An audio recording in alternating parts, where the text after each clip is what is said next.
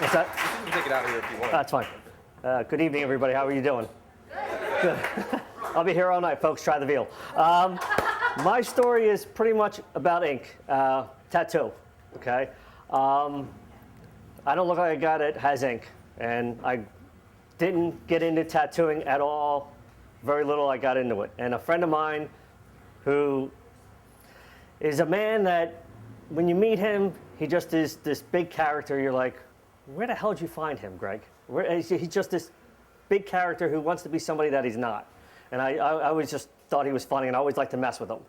So growing up 30, I decided to get a tattoo. And I went out and I got a tattoo. And it was nothing big. It's very small. Put it on the back of my neck.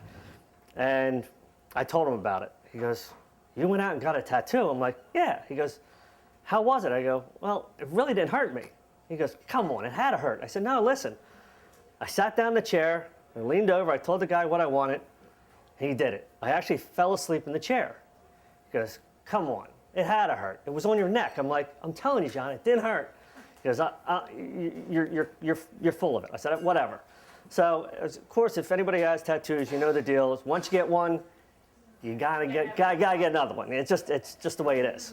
So, maybe like 2-3 weeks later, I go out and I get another tattoo. Now I'm addicted to the things. I get one on my leg, and backstory is I get Chinese symbols. Now I was supposed to go out and get a symbol or something related to my cousin dying. Now this is horrible that I didn't get it related to him, but I got something else. I got a Chinese symbol.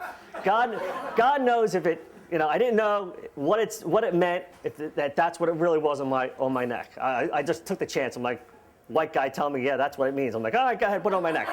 So I go and I get it done, and I get the second one done. And I'm at work one day, and of course there's an Asian girl working for me. I'm like, listen, you got to come here for a minute. You got to look at this tattoo.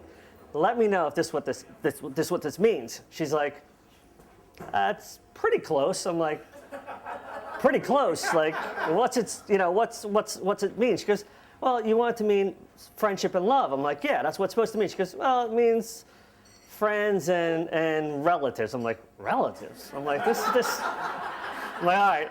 I said, all right, what about the one on my leg? She goes, what's it supposed to mean? I'm like, oh, Christ. I'm like, it's supposed to mean wealth and pleasure. She goes, we should get back to work. I'm like, oh, here we go.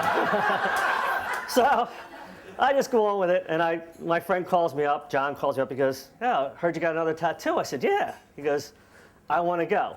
I said, all right. He goes, because you say it doesn't hurt. I said, all right. I said it didn't hurt on me.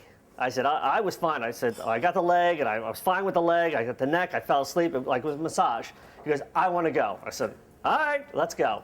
So I take him down to this place in Manayunk, and I walk him to the door, and I stay in the waiting room, and he's walking around looking at everything, and I said, did you find something? He goes, yeah, I'm going to get it. I said, all right. He goes in the back room.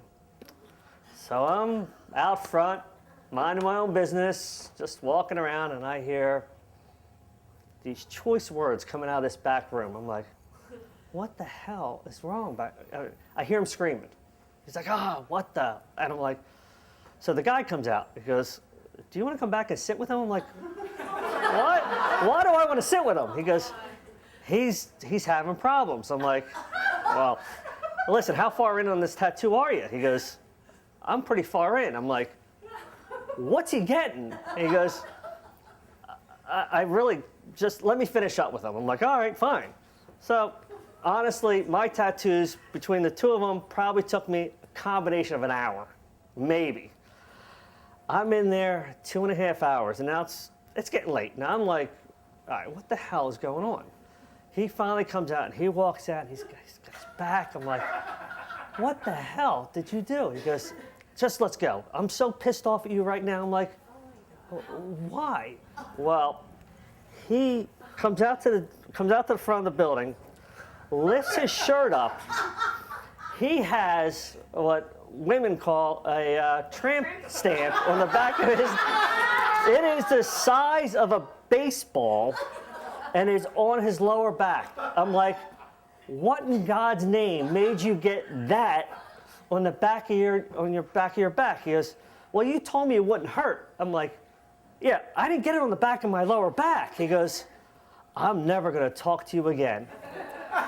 I did not talk to this man for 2 years, and every time I see him, I tell my friends, everybody that's ever around him, I tell him the story of that tramp stamp that this man is now has to live with. He has a male tramp stamp, and that is my ink story.